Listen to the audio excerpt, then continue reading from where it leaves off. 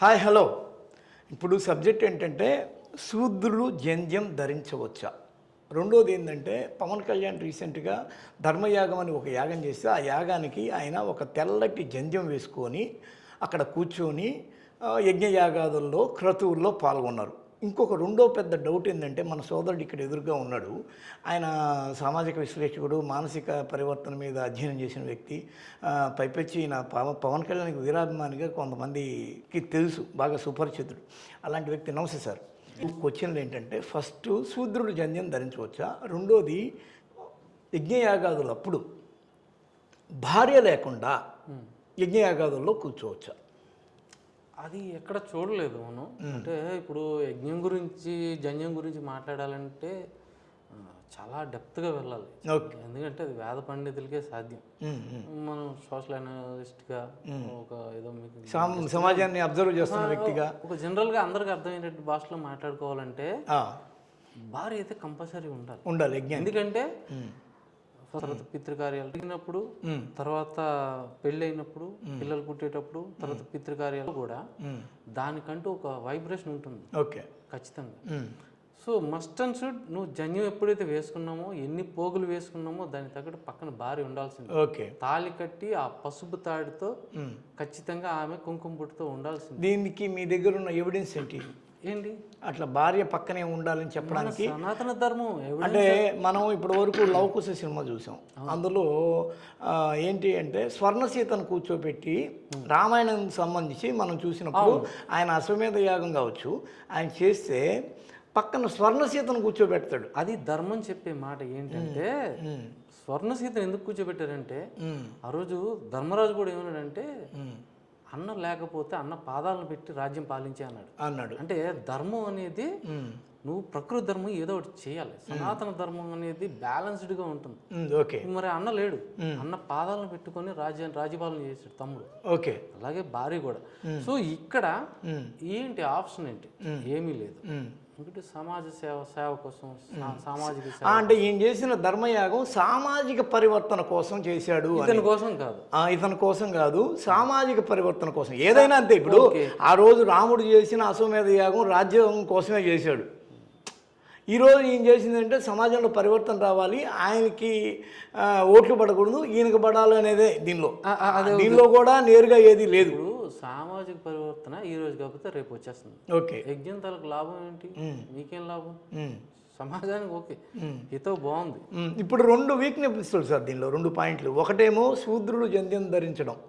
ఆయన ఏంటంటే మామూలుగా యజ్ఞోపవేతం ఎవరు జోరిస్తారు అని మన శాస్త్రాల్లో కొద్దిగా గట్టిగా చూస్తే ఫస్ట్ బ్రాహ్మలు, 2 క్షత్రియులు, 3 వైశ్యులు, వీళ్ళకే ఉన్నాయి. వీళ్ళు రెడ్డి, కమ్మ, కాపు మిగిలిన వాళ్ళందరూ శూద్రుల కిందకు వస్తారు. ఇది ఇప్పుడు బయట ట్రోలింగ్ ఏంటి అంటే హిందూ సంఘాల వాళ్ళు అబ్జెక్షన్ చేస్తున్నారు. అవును, విన్నాను. సో హిందూ సంఘాల వాళ్ళు అబ్జెక్షన్ చేయడానికి వాళ్ళకి ఉన్న ఇప్పుడు వచ్చిన అంత ఇంటెన్షన్ ఏంటంటే ధర్మయాగానికి ఎంత ప్రాసెస్ ఉంటుందో దానికి 2 రెట్లు ప్రాసెస్ ఉంటుంది.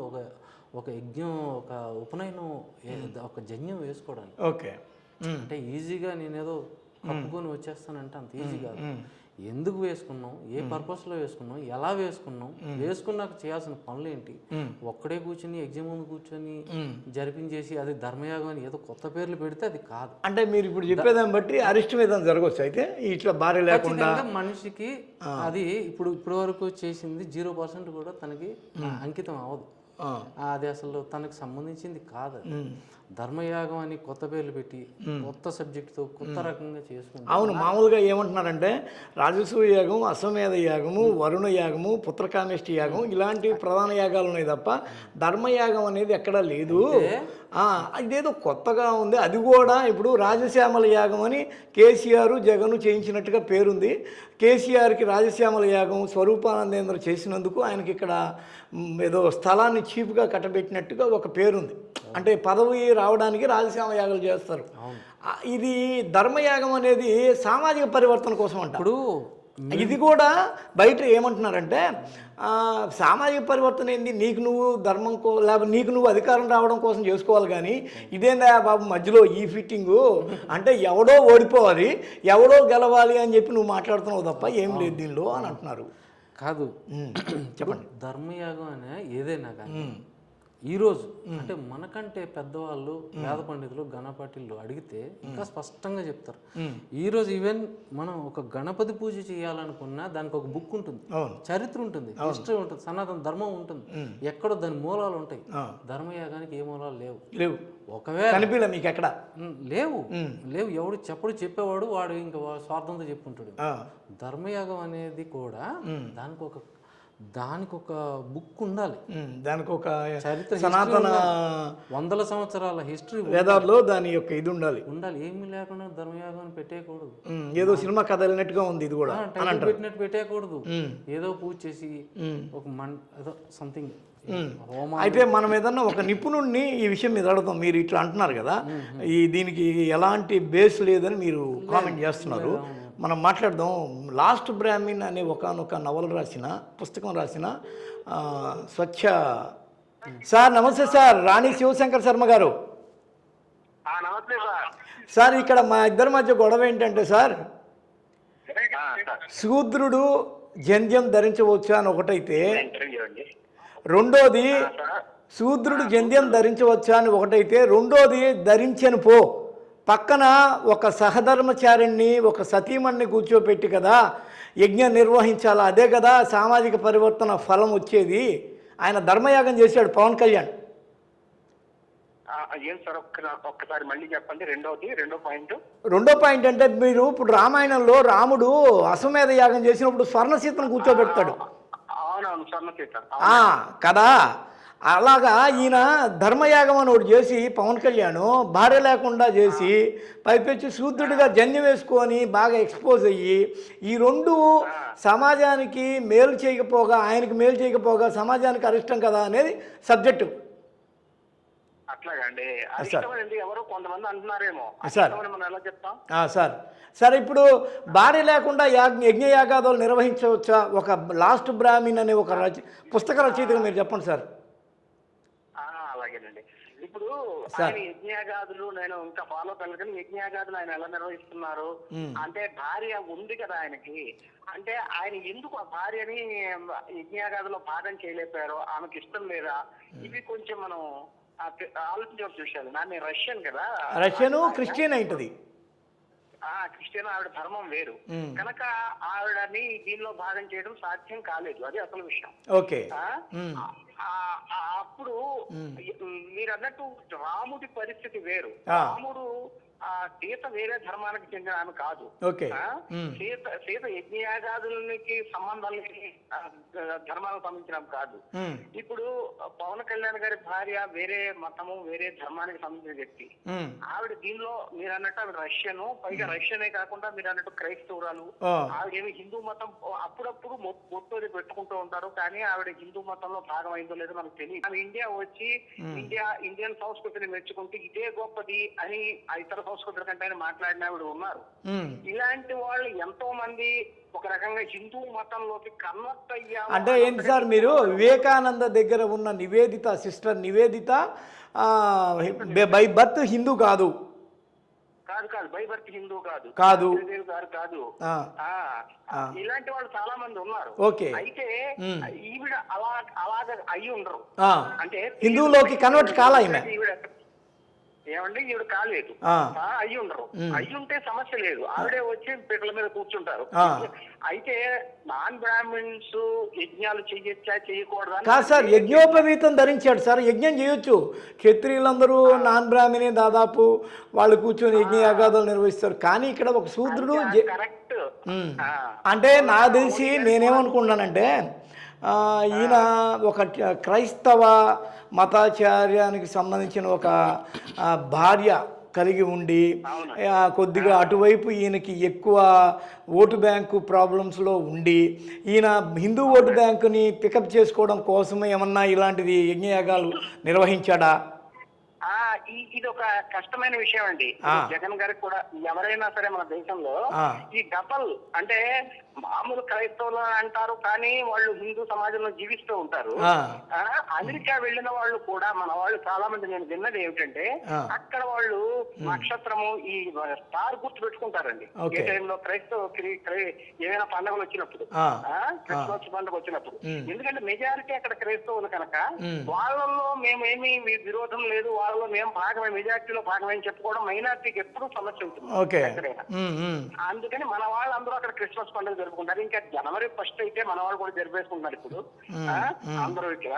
అది అమెరికాలో కూడా చాలా వరకు ఇతర దేశాల్లో వాళ్ళలో భాగం కావడం కోసం కొన్ని ఆచారాలని వాళ్ళని అనుసరించడం అనేది జరుగుతున్నట్టు. సార్ ఇప్పుడు మన దగ్గర ఇక్కడ ఒక ఫోటో వచ్చింది, ఇప్పుడు దీన్ని చూస్తే మీకు అర్థమవుద్ది.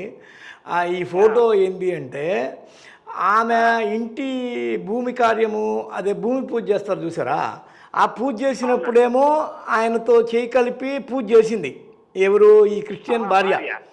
అయితే ఇక్కడ ఇక్కడ ధర్మయాగం చేసేటప్పుడు మాత్రం పక్కన కూర్చోలా. అది ఎంతవరకు అసలు ఇప్పుడు సమాజానికి ఇది ఇబ్బంది కాదా? ఇప్పుడు మనకు తరతరాల సనాతన సంప్రదాయం ఏం జరుగుతుంది, భార్య లేకపోయినా కానీ నువ్వు భార్య అనే ప్రతిమనైనా పక్కన పెట్టుకొని చేయాలయా అని చెప్పి మన రాముడు మనకి సిద్ధాంతీకరణ చేసి పెట్టిపోయాడు. ఈ క్రమంలో ఆయన ఇలా చేయడము అనేది సామాజికంగా ఏదన్నా, ఇప్పుడు రాజు అనేవాడు మతపరంగా ఏదైనా ఇబ్బందులు చేస్తే అది రాజ్యం మొత్తానికి జరుగుతుందనే కదా అంటారు. రేపు కాబోయే రాజుగా కావచ్చు, లేకపోతే ఆయన ఒక ముఖ్యమంత్రి హోదాని మొన్న ఈ మధ్య కూడా అన్నాడు, నాకు ముఖ్యమంత్రి పదవి ఇస్తే తీసుకుంటా అని. అంటే కాబోయే ప్రభు, ఈయన యాస్పిరెంట్. అలాంటి వాడు ఇలాంటి ఒకానొక యాంటీ హిందూయిజానికి సంబంధించిన సనాతన దీనికి సంబంధించిన ఈ పనులు చేయడం కరెక్టేనా అనేది. ఏమండి ఒక విషయం అంటే నేను చెప్పేది ఏంటంటే, ఇప్పుడు హిందూ విజయంలో ఒకే ఒక పద్ధతి అంటూ ఎవరు అవలంబించట్లేదు. మోడీ గారు ఉన్నారు, ఆయన బ్రహ్మచారి. అసలు బ్రహ్మచారి రాజ్యం చేయొచ్చా? అంటే వితంతువు చేయొచ్చా అంటే ఇందిరాగాంధీ చేసింది. అది యజ్ఞయాగాదులు చెయ్యాలంటే నువ్వు పాత పద్ధతులు అవలంబించాలంటే యజ్ఞయాగాదులు చేసేవారు రాజులు. భార్య కంపల్సరీ యజ్ఞయాగాదులు. ధర్మపత్ని అన్నారు, ధర్మపత్ని కంపల్సరీ ఉండాలి. మరి వీళ్ళకి ధర్మపత్ని ఎక్కడుంది? ఇందిరాగాంధీ సరే, ఈ ఇందిరాగాంధీని కొన్ని గోళ్లలోకి అప్పట్లో రానివ్వలేదు అనేది కూడా ఒక ఉండే. అవును, ఇలాంటివన్నీ ఉన్నాయి. అయితే మనం ఫిక్స్డ్ గా హిందూయిజము ఇదే ఫైనల్ అని చెప్పడం ఎవరి విషయంలోనూ సాధ్యం కాదు. ఇప్పుడు ఎవరి విషయంలో మనం చెప్పలేనప్పుడు ఒక మనము పవన్ కళ్యాణ్ గారిని ఇప్పుడు నిలదీయడం కూడా సాధ్యం కాదు. సార్, హిందూ సంఘాల వాళ్ళు ట్రోల్ ఎత్తుతున్నది ఏంటంటే, ఇప్పుడు ఆయన శూద్రుడు, జంధ్యం వేసుకోవడం హిందూ సమాజం తప్పు, క్షమాపణ చెప్పాలి. 2, భార్య ఉన్నా కానీ లేకుండా ఆడ కూర్చొని ధర్మయాగం అని చెప్పి సమాజం, ఇప్పుడు ఆయన సొంతం ఆయన చేసుకుంటే మేము అడగము, సామాజిక పరివర్తన కోసం అని అంటాడు. సామాజికం అనే దాన్ని ఏలుబెట్టినప్పుడు సమాజం, నేను కూడా ఒక పార్టీ అవుతా, మీరు కూడా ఒక పార్టీ అవుతారు. మా ధర్మాన్ని తృణీకరించి మీరు భార్య లేకుండా ఆడ కూర్చొని మీరు ఒక్కళ్ళే ఆ యజ్ఞాన్ని చేయడం వల్ల సమాజానికి పరివర్తన ఎలా వస్తుంది? ఇప్పుడు తప్పు కదా, ఇది అపరాధం కదా అనేది ఇప్పుడు హిందూ సమాజం ప్రశ్న ట్రోల్ ఎత్తుతోంది. అది ఒకటే, ఎక్కడ చూసినా సోషల్ మీడియాలో కనిపిస్తుంది. మీరు మొదటి ప్రశ్న ఒకటి వేశారు, రెండోది తర్వాత మాట్లాడతాను. మొదటి శూద్రులు జన్యం వేసుకోవచ్చా అని. సార్, ఇప్పుడు శూద్రులు జన్యం వేసుకోవడం, అసలు ఎవరు శూద్రులు జన్యం వేసుకోవచ్చా లేదా అనే ప్రశ్నలు చాలా కాలం జరిగాయండి సార్. మొన్న ఈ మధ్య నేను అంటే మీరు చరిత్ర చదివినట్లయితే కొంతమంది చెప్పేది ఏంటంటే, ఒకప్పుడు కోవట్లు కూడా జంజం వేసుకునేవారు కాదని. అంటే వైశ్యులకి జంజం లేదు, వాళ్ళు కోర్టులకు వెళ్ళి సాధించుకున్నారు. ఆ సమయంలో నియోగి బ్రాహ్మణులు అడ్డుకోవడానికి కూడా ప్రయత్నించారని. ఎందుకంటే ఈ నియోగి బ్రాహ్మణులు బ్రిటిష్ కొలువుల్లో ఉండేవారు, వీళ్ళకి రాకపోకలతో సంబంధము, సమాజంతో సంబంధం ఉండడం వల్ల బ్రిటిష్ వాళ్ళ దగ్గరికి తొందరగా ఎంటర్ అయ్యి అక్కడ ఆధునికీకరించడం ప్రోత్సహించబడ్డారు, మోడర్నైజేషన్ లో చదువులు అన్ని ముందున్నారు ఇంగ్లీష్ లోను. ఓకే. వాళ్ళు ఇలాంటి వాటిని అడ్డుకోవడానికి ప్రయత్నించారని ఒక చరిత్ర చెప్తుంది. కానీ వాళ్ళు కోర్టులో ఎలాగైతేనే గెలిచారు. ఓకే. అలాగే విశ్వ బ్రాహ్మణ హోదాని కూడా కోర్టులకు వెళ్ళి గెలుచుకున్నారు. ఓకే. ఇంకోటి ఏంటంటే ఇప్పుడు అనేక మంది జెండం వేసుకుంటారండి. ఇప్పుడు అగ్నికుల క్షత్రియులు అంటే చేపలు పట్టే వృత్తి వాళ్ళకి. అవునండి. వాళ్ళు జెండం వేసుకుంటున్నారు. క్రమేకి జనాభా లెక్కల్లో, బ్రిటిష్ టైంలో జనాభా లెక్కల్లో తమని తాము క్షత్రియాగా, ఎక్కువగా క్షత్రియాగా, బ్రాహ్మణిగా కంటే విశ్వ బ్రాహ్మణులు అని చెప్పుకున్నారు. క్షత్రియ హోదాని ఎక్కువ మంది లైక్ చేసి దాని వైపు వెళ్ళారండి, క్షత్రియ టైప్ లో. అలాగా కులాలు అనేక మార్పులు చెందాయండి పాతకాలంలో. జంధ్యం బ్రాహ్మణే వేసుకుంటారనేది కూడా తప్పు. మనకి సూత్రుల్లో పద్మచారులు కూడా వేసుకుంటారు. ఎప్పటి నుంచి మొదలు పెట్టారనేది మనకి డేట్ మనం చెప్పలేం. కానీ ఒకటండి ట్రాన్స్క్రిప్టైజేషన్ అని ఒకటి అంటారు. అంటే శ్రీనివాసన్ అని ఒక సామాజిక శాస్త్రవేత్త ఏం చెప్పాడంటే, సమాజంలో పైకి అప్వర్డ్ మొబిలైజేషన్ జరుగుతూ ఉంటుంది, పై వాళ్ళ ఆచారాలను కింద వాళ్ళు అనుకరిస్తూ ఉంటారని. అంటే బ్రాహ్మణ్ అని ఆ మనుస్మృతి కూడా అగ్రవర్ణాలను అనుకరించాలి మిగిలిన వాళ్ళని ఒక మాట ఉంది. ఇది జరుగుతూ వచ్చింది. ఇంకోటి ఏంటంటే ఈ జంధ్యం అనేది ఇక్కడిదే కాదు, సూత్రవర్ణం ఎలా పుట్టింది అని ఆర్ఎస్ శర్మ గారు రాశారు, చరిత్రకారులు. ఆయన మధ్య ప్రాచ్యంలో ఇరాన్ లాంటి చోట్ల జంధ్యము ఇలాంటి ఆచారాలు ఏంటంటే కొంచెం ఉపనయనానికి సంబంధించిన ఆ పోలిన ఆచారాలు ఉండేవని చెప్తారు. అందుకని ఎలాగైతేనేమి నాన్ బ్రాహ్మిన్స్ లో ఈ చరిత్ర చూసినప్పుడు నాన్ బ్రాహ్మిన్స్ లో జంధ్యం అనేది ఆశ్చర్యమేమి కాదు. అయితే కాపులు, కమ్మ, రెడ్లు జంధ్యం లేదు. మనం ఎక్కడ చూడలేదు, ఎక్కడ చూడలేదు. కానీ నాన్ బ్రాహ్మిన్స్ లో మీకు అనేక కులాల్లో ఈ జంధ్యం ఉంది. క్షత్రియులు కూడా వేసుకుంటారు. అవును, భట్రాజులు వేసుకుంటారు, ముగ్గురు వేసుకుంటారు సార్. మనకు ప్రధానంగా బ్రాహ్మణ, క్షత్రియ, వైశ్య వీళ్ళు ఈ మధ్య కంపల్సరీగా వేసుకుంటారు. మొన్న ఈ మధ్య నేను ఒక ఫంక్షన్ పోయా, వాళ్ళు క్షత్రియులు అంటే వాళ్ళు కంపల్సరీగా ఉపనయనం చేసి మరీ వేసుకుంటారు. రాజులనే ఒక క్యాస్ట్ ఉంది, వాళ్ళు మేము క్షత్రియులు అంటారు, అలా వేసుకుంటారు. వీళ్ళు కాక నాన్ బ్రాహ్మిన్స్ కులాల్లో మీకు పద్మశాలి ఇలాంటి కులాలు కొందరు అగ్రకుల విశ్వబ్రాహ్మణులు వేసుకుంటున్నారు. విశ్వబ్రాహ్మణులు వీళ్ళందరూ వేసుకుంటున్నారు. విశ్వబ్రాహ్మణులు నేనే అసలు బ్రాహ్మణులు అంటారు. అవునవును, మొన్న ఆదిశంకరాచార్య గొడవ కూడా జరిగింది కదా. ఆదిశంకరాచార్య దుర్గగుడిలో విజయవాడలో ఆదిశంకరాచార్య, ఎందుకంటే ఆదిశంకరాచార్య అని క్లెయిమ్ చేసుకుంటారు మావాడే అని. అవును, ఇది మనము తేల్చగలిగినవి కావు. కనుక ఇప్పుడు ఈయన నేను కూడా జన్యం వేసుకుంటానని అడ్డు పెట్టగలిగే వాళ్ళు ఇప్పుడు ఎవరు లేరు. అలా అంటే అప్పట్లో ఇవి అలాంటివి ఎవరైనా జన్యం కొత్తగా వేసుకుంటారంటే గొడవ చేసి గందరగోళం సృష్టించారనేది కూడా విన్నాను. కానీ బ్రిటిష్ టైం నాడు ఈనాడు అలాంటిది ఏమీ లేదు, చాలా మారిపోయింది సమాజం. ఇప్పుడు మీరు జన్యం వేసుకున్నా వేసుకోవాలి ఎవ్వరు అబ్జెక్షన్ పెట్టరు, తెలిసింది.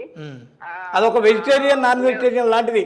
మీరు ఒక ఏ కులంలో పుట్టినా వెజిటేరియన్ గా ఉండడానికి ఎలాగా మీరు అర్హులు అవుతారో ఇది కూడా అర్హులు అవుతారని మీరు తేల్చి చెప్తున్నారు. అవునవును, ఈనాడు మనము దాన్ని అడ్డుకుని మనం ఏదైనా గొడవ చేసి దాని మీద దాడులు చేసేవాళ్ళు ఎవరు లేరు. అంటే ఒకప్పుడు అలా జరిగే కూడా, కానీ అంత మనం పట్టుగా ఈనాడు ఎవడు లేడు, అంత పట్టుదలతో ఎవడు లేడు ఆచారాల ద్వారా పట్ల. ఇంకోటి హిందూయిజం పేరుతో అన్ని రకరకాలుగా నిర్వచించడం జరుగుతుంది. ఏం చెప్పినట్టుగా ఇప్పుడు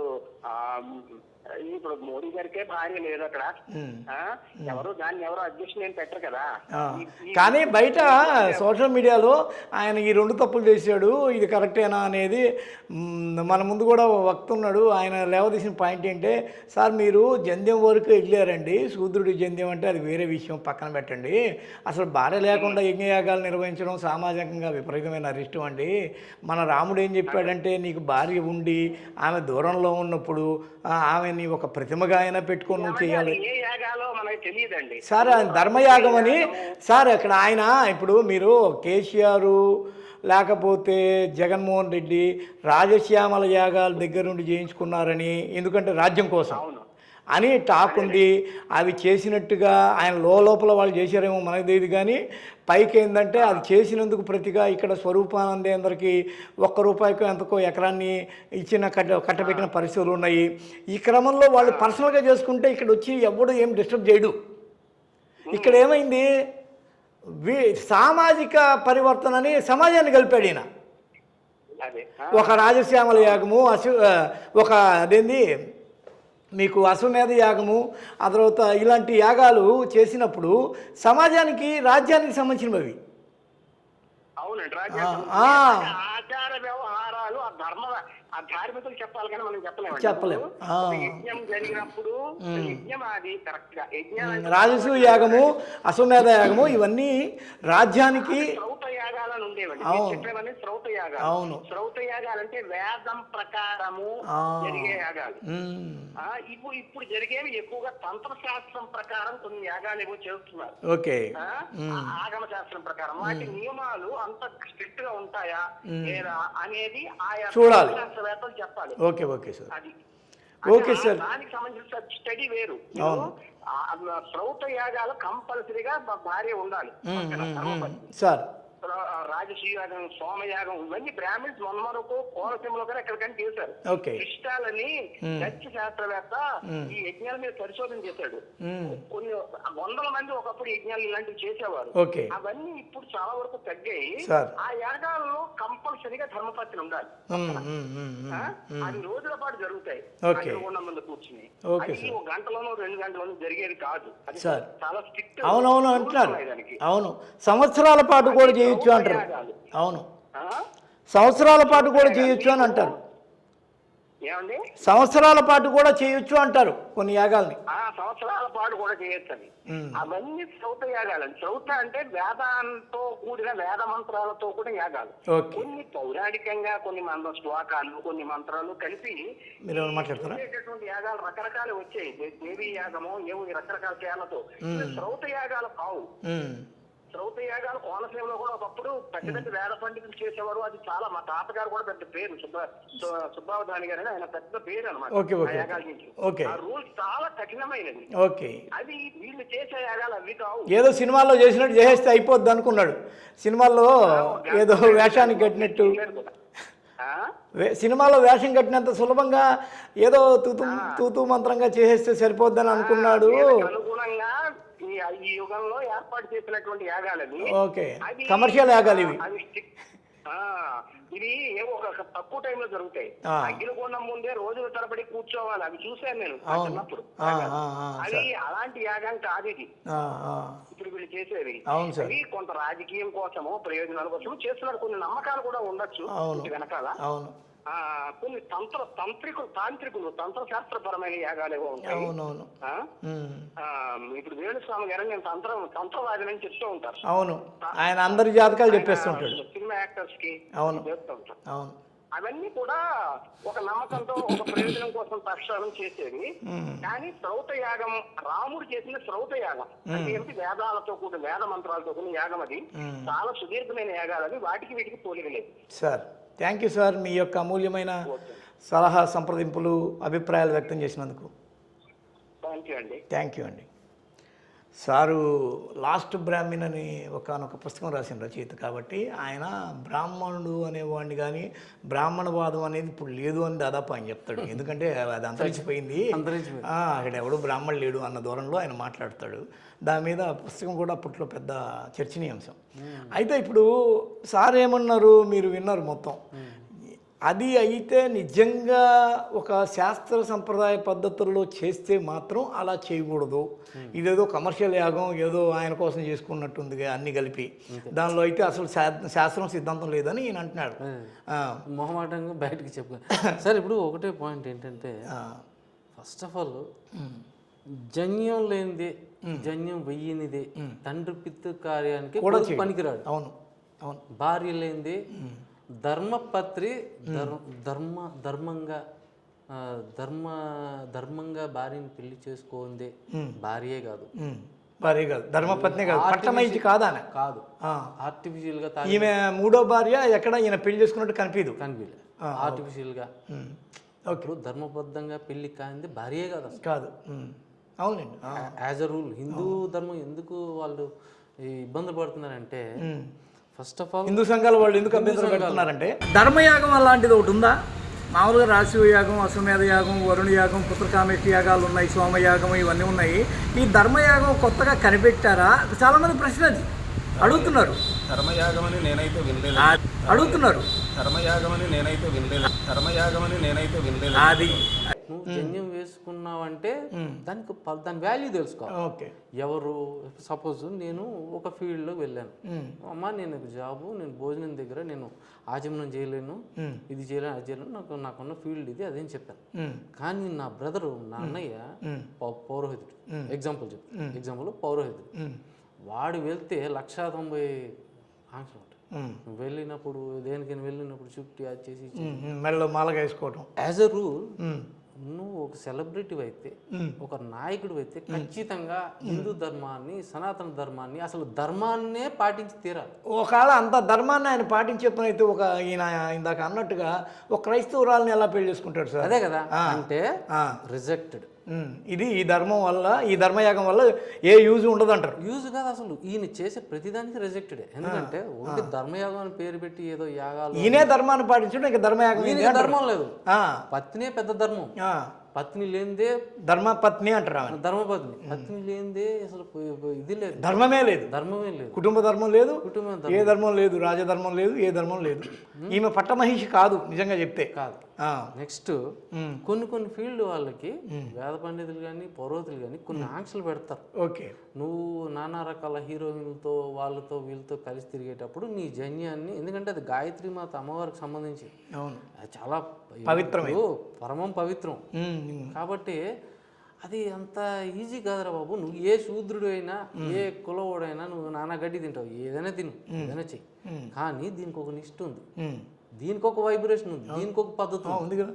గాయత్రి గడపలోకి లోపలికి అడుగు పెట్టి దొంగను కూడా ఆపుతుంది అంటారు. ఇప్పుడు మన వాళ్ళ ఇంట్లో ఏం చేస్తారంటే బయటకు వెళ్ళి వస్తే చుట్టుకొని వస్తారు, అక్కడ స్నానం చేసి లోపలికి వస్తారు. అవును, సూర్యుడు అస్తమించి ఏది జరిగినా కూడా ఆ గుమ్మం దగ్గర ఉండాల్సిందే. అవును. అంటే ఇప్పుడు ఈ గురుగారు చెప్పినట్టు ప్రతిదీ అంతరించిపోతున్నది. ఎందుకు? ఇలాంటి వాళ్ళ వల్ల. ఫస్ట్ దానికి విలువ ఇవ్వాలి. మనం ఎందుకు ఈరోజు కూర్చున్నాం, ఎందుకు హిందూ ధర్మంలో అంతలాగా వాళ్ళు అడుగుతున్నారు? ఇప్పుడు వచ్చే ఆది పురుషుడు, ఈయన పెట్టే ధర్మయాగం, ఆ యజ్ఞం, ఆ క్రిస్టియన్ భార్య, ఇవన్నీ కూడా ఆయన ప్రభాస్ లాగా లేడు, ప్రభేస్ లాగా ఉన్నాడు ఇప్పుడు అని అన్నారు. ఇప్పుడు రాముడు అలా ఉండడు, మీసాలు పెట్టుకొని జోల్పాలు. సౌత్ రామరాజ్యం అది. ఇక్కడ కాదు, సౌత్ వాళ్ళు చపాతీలు గడ్డి తింటారు, మనం అన్నం తింటాం శుభ్రంగా. ఏంటంటే ఇదంతా కూడా ప్రకృతి వినాశం, వినాశకాల విపరీత బుద్ధి. అంటే ఇదొక రకం. ఇప్పుడు తీసింది రామరాజ్యం, కానీ రామరాజ్యం కాదు కదా. రాముడు అని పేరు లేకుండా రామాయణం అంటే మరి దీన్ని ఏమంటారు? వినాశ. రాముడు అని కూడా ఎక్కడ పెట్టలేదు, రాఘవ అంటారు. ఆ రావణాసురుడు కాదు, ఆ సీతాదేవి కాస్ట్యూమ్ నారచీర కాదు, ఆ స్లీవ్లెస్ బొడ్డు కనిపిస్తుంటుంది అని మళ్ళీ బయట జనాలు ఇలా. ఇప్పుడు సినిమా చెప్పాలంటే సముద్రం మధ్యలో మట్టి నేల, అక్కడ వెళ్తేనేమో ఇది లంక దగ్గర గోడ బ్లేడ్లు కోసిపోతే రక్తం చుక్క కూడా రాదు ఆ బొమ్మలకి. రకరకాల గ్రాఫిక్స్, పిచ్చి మెంటాలిటీ. ఇదంతా కూడా దీన్ని ఏమంటారంటే వాళ్ళందరూ బాధపడతారేమో కానీ సృష్టి వినాశనానికి విరుద్ధం. అంటే ధర్మ విరుద్ధం వినాశకాల విపరీత బుద్ధి, ఈ బుద్ధులు ఇవి. ఓకే. ఇప్పుడు నేను చెప్తాను, ఇంతకు ముందు ఇదే క్రిస్టియన్ భార్య ఆచమనాలు చేసింది, బొట్లు, పురస్కారాలు చేసింది, మడి తడి. అంటే వీళ్ళకి ఏంటంటే ఎప్పుడు ఏ బుద్ధి పుడితే ఆ సెల్ఫీలు దిగుతాయి, అంతే తప్ప దీనిలో ఒక రూట్ మ్యాప్ ని క్లియర్ గా అబ్జర్వ్ చేయడం ఎవడని చెప్పింది వినడం. ఏంటంటే ప్రజలు ఎవడిని పడితే వాడిని సెలబ్రేట్.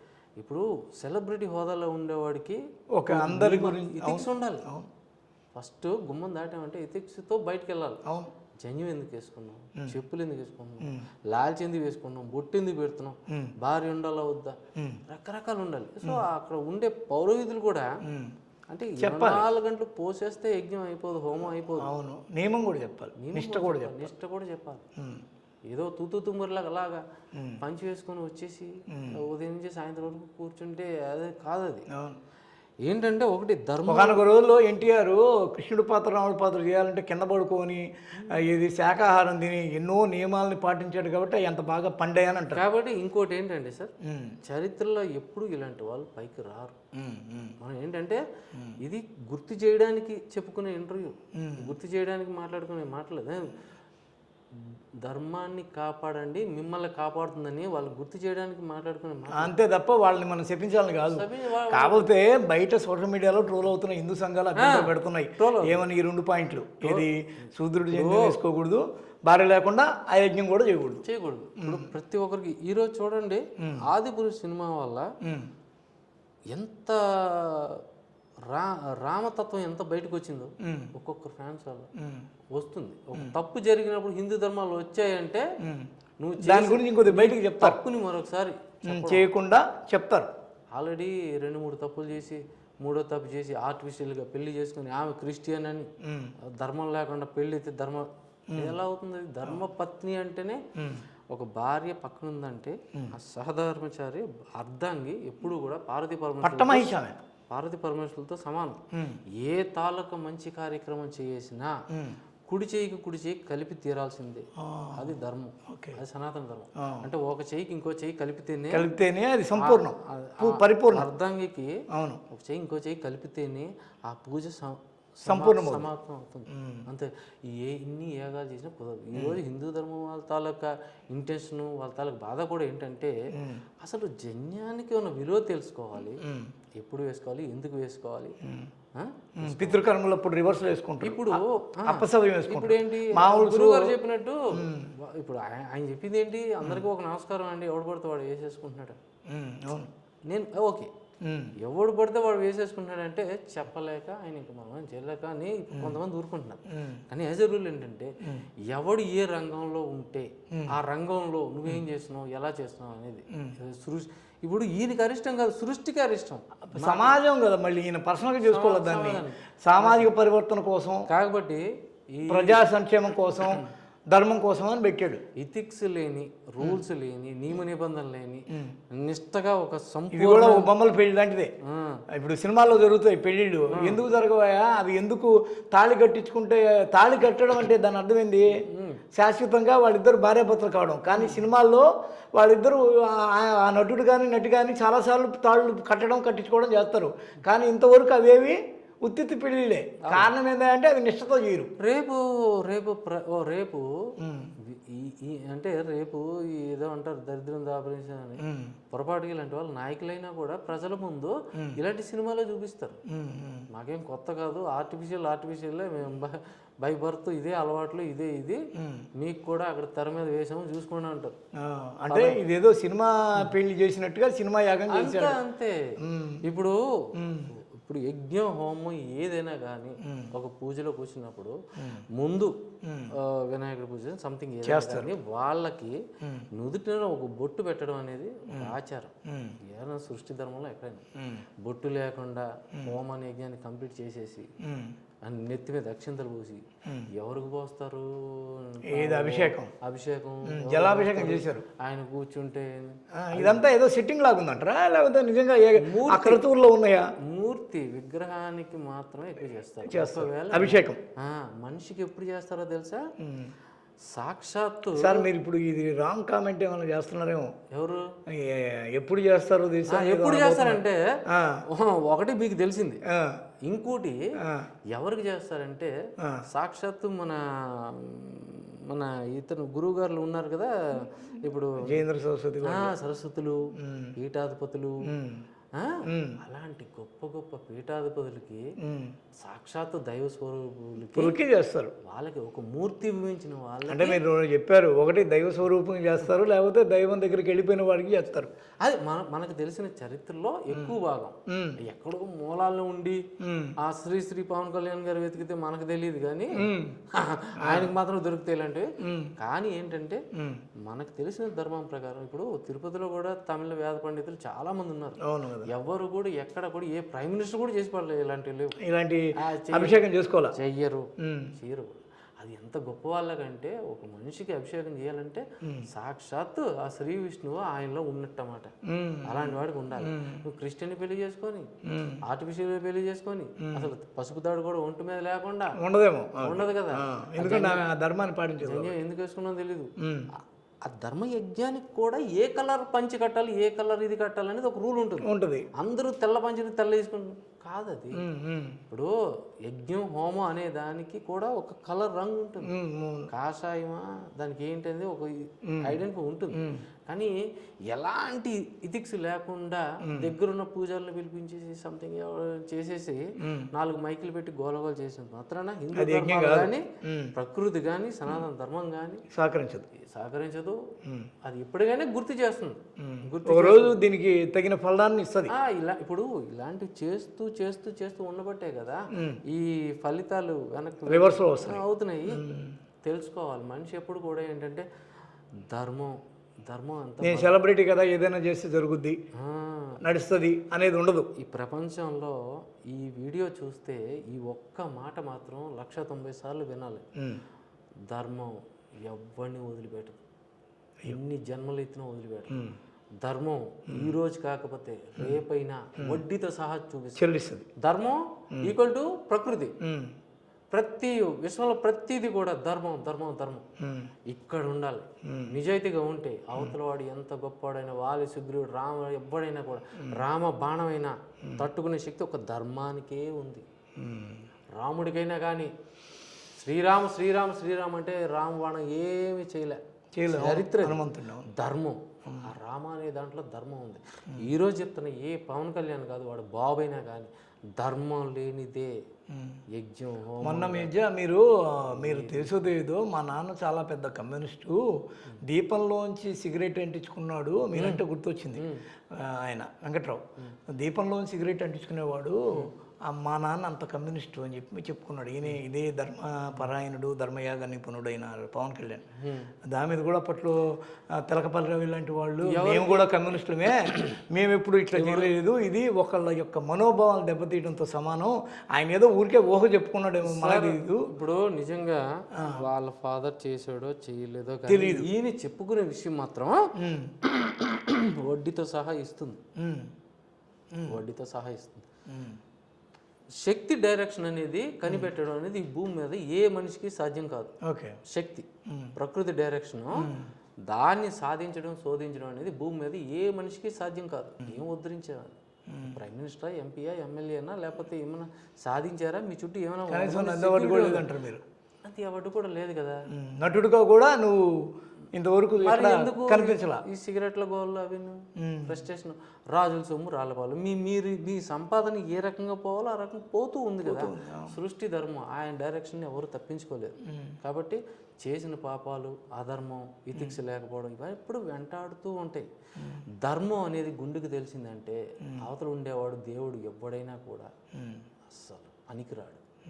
ఇక్కడ ధర్మం ఉండాలి, ధర్మపత్ని ఉండాలి, ధర్మయాగం ఉండాలి. ధర్మయాగం పేరు అనుకోడు, ధర్మయాగం ఉండాలి. పేరుకు యాగం చేసి ఉపయోగం లేదు. ఆ యాగానికి నువ్వు సమాజ సేవలు, సామాజిక పరివర్తన, విశాఖపట్నం సేవలు, విజయనగరం సేవ ఏది పెట్టకూడదు.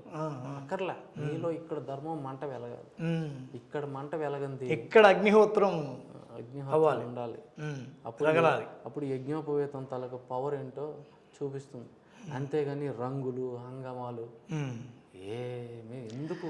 ఇది ఇప్పటి వరకు మన దగ్గర ఈ పవన్ కళ్యాణ్ ఆయన జంధ్యము, ఆ తర్వాత ధర్మపత్ని లేకుండానే ధర్మయాగ నిర్వహణ, దాని మీద సోషల్ మీడియా రూపకంగా వెల్లువెత్తుతున్న యాంటీ పవన్ కళ్యాణ్ పోస్టులు, హిందూ సమాజాల వ్యతిరేకతలు, వీటన్నిటి మీద మనం ఒక 2-3 నిపుణులతో కూర్చొని ఇక్కడ డిస్కస్ చేసాం. ఇప్పటికే ప్రేక్షకులు అన్న వాళ్ళు దీన్ని కానీ చూసినప్పుడు వాళ్ళకు కొంత విషయాలు అర్థమయ్యే పరిస్థితి ఉంటుంది. మనం అందాజుగా మాట్లాడుకున్నాం ఇక్కడ ఏంది, ఎందుకు, ఎలా చేయాలి అని. దీనిలో బయట జనాలకు అర్థమయ్యే విధంగా మామూలు లాంగ్వేజ్లో మాట్లాడుకున్నాం. మనం సంస్కృతం మాట్లాడుకోవాలా. దీనిలో ఎంతవరకు అర్థమవుతుందో అంతవరకు మీరు అర్థం చేసుకొని ఏదన్నా కామెంట్లు ఇది కాదా బాబు మీరు ఇది చర్చించుకున్నారని ఎవరన్నా చెప్పే పని చెప్పండి. That's it. ధన్యవాదం. Thank you sir.